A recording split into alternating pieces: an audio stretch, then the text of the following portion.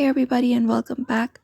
If you're looking out to add a business location on your Instagram application and you are looking out how to do so, in today's video we are going to guide you through the process, so let's just get started.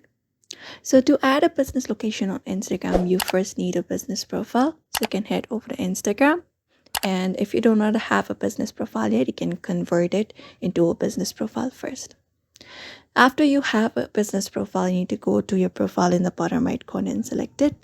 And that should make you access to your profile right here.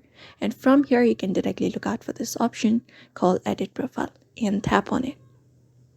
And once you tap on Edit Profile, you just need to scroll down to the section for category. And there you'll be finding an option called Contact Options for public or business information. So tap on Contact Options.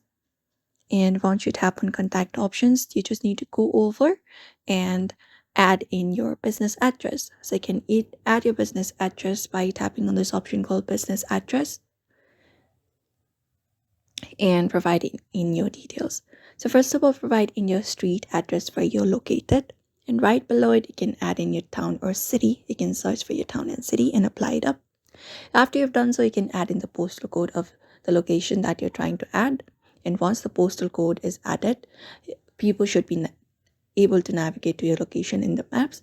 Once you are done, once you have entered up your address details, look out for the save option in the top right and select it and save up the changes, and that should do it. You can turn on this option of displaying contact info so that people will getting the necessary details that you're looking for, and it should show on your bio and notes Loomly.